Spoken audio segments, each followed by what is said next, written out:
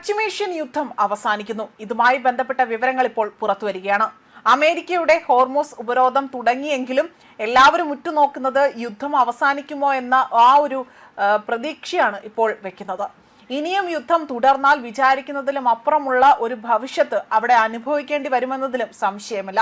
ഇതെല്ലാം നിലനിർത്തിക്കൊണ്ട് ചില വിചിത്രമായ കാഴ്ചകളാണ് ഇപ്പോൾ കാണാൻ സാധിക്കുന്നത്.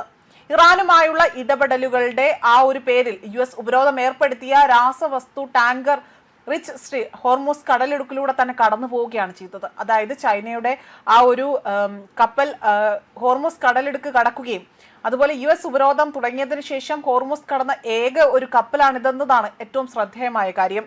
ഷാർജയിൽ നിന്ന് പുറപ്പെട്ട കപ്പൽ ആദ്യം തിരികെ പോയെങ്കിലും പിന്നീട് യാത്ര തുടരുകയായിരുന്നു ചെയ്തത്. ഇതിന് പിന്നാലെ തന്നെ രാഷ്ട്രീയം അല്ലെങ്കിൽ ഇതിന് പിന്നിലെ രാഷ്ട്രീയം എന്താണ് എന്ന് ഇതുവരെയും വ്യക്തമായില്ല എങ്കിലും US ഇറാൻ ചർച്ചകൾ തുടരുകയാണ് എന്നതാണ് പാകിസ്ഥാൻ പ്രധാനമന്ത്രി വ്യക്തമാക്കിയിരിക്കുന്നത്.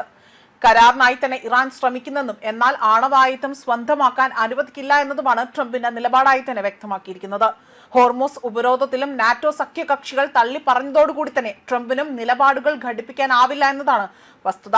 അതുമാത്രമല്ല, വെടിനിർത്തൽ കരാർ ലംഘനങ്ങൾ ഉടൻ തന്നെ അവസാനിപ്പിക്കണമെന്ന് UN സെക്രട്ടറി ജനറൽ ഇവിടെ ആവശ്യപ്പെടുകയും ചെയ്തിട്ടുണ്ട്. യുദ്ധം അവസാനിപ്പിക്കുമെന്ന ഒരു പ്രതീക്ഷ ഇപ്പോൾ സജീവമായി തന്നെ തുടരുകയും എണ്ണവില ബാരലിന് $100 താഴെ എത്തിയതിനു തന്നെ ഇതിന്റെ പ്രകടനമായ സൂചനയാണ് എന്നതാണ് വിലയിരുത്തപ്പെടുന്നത്. മാത്രമല്ല, പന്ത് ഇറാന്റെ കോർട്ടിലാണ് എന്നും പ്രതികരണം അറിഞ്ഞ ശേഷം തുടർ നടപടിയെന്നും US vice president JD Vance അടക്കം ഇവിടെ പ്രതികരിക്കുകയും ചെയ്തിട്ടുണ്ട്. എന്നാൽ ഇസ്രയേൽ ലെബനനിൽ ബോംബാക്രമണം തുടരുകയും ഇറാൻ പിന്തുണയുള്ള ഹിസ്ബുള്ളയിൽ നിന്നുകൊണ്ട് തെക്കൻ ലെബനനിലെ ഒരു പ്രധാന പട്ടണം പിടിച്ചെടുക്കാനാണ് ആക്രമണം നടത്തുന്നത് എന്നതാണ് സൈന്യം വ്യക്തമാക്കിയിരിക്കുന്നത്. അതേപോലെ തന്നെ വെടിനിർത്തൽ അവസാനിപ്പിക്കാൻ ഒരാഴ്ച ബാക്കി നിൽക്കെ തന്നെ ചർച്ചകൾ തുടരുന്നുണ്ട് എന്ന സൂചനകൾ പോലും ഏക പ്രതീക്ഷയായി തന്നെ ഇവിടെ ഉയർത്തിയിരുന്നു. ഹോർമൂസ് കടലിടുക്ക് ഉപരോധിച്ചുള്ള അമേരിക്കൻ നടപടിക്കെതിരെ രൂക്ഷ വിമർശനമായിരുന്നു ചൈന പോലും അഴിച്ചുവിട്ടത്. ഹോർമൂസിൽ ഇറാനൊപ്പം റഷ്യ ഇറങ്ങിയേക്കുമെന്ന രീതിയിലുള്ള ചർച്ചകൾ പോലും ഇവിടെ ഉണ്ടായതായി തന്നെ അമേരിക്കൻ ഉപരോധം അവിടെ പ്രതിരോധിക്കുമെന്ന് പോലും രാജ്യാന്തര മാധ്യമങ്ങൾ റിപ്പോർട്ട് ചെയ്തിരുന്നു. റഷ്യൻ വിദേശകാര്യമന്ത്രി സെർജി ലെവ്റോവും ഇന്ത്യൻ വിദേശകാര്യമന്ത്രി അബ്ബാസ് അറാഖ്ചിയും തമ്മിൽ നടത്തിയ ടെലിഫോൺ സംഭാഷണത്തിലായിരുന്നു നിർണായക നീക്കത്തെപ്പറ്റിയുള്ള സൂചനകൾ പുറത്തുവന്നത്. മേഖലയിലെ സമാധാനം പുനഃസ്ഥാപിക്കാൻ ഗൗരവത്തോടെയുള്ള നയതന്ത്ര ഇടപെടലുകൾ US നടത്തണമെന്നും അല്ലെങ്കിൽ ഗുരുതര പ്രത്യാഘാതം ഉണ്ടാകുമെന്നും ഇവിടെ വ്യക്തമായി തന്നെ എടുത്തു പറയുകയും ചെയ്തിരുന്നു.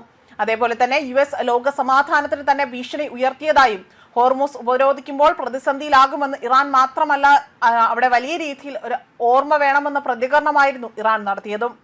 ന്യൂസ് ഡെസ്ക് കർമ്മ ന്യൂസ്.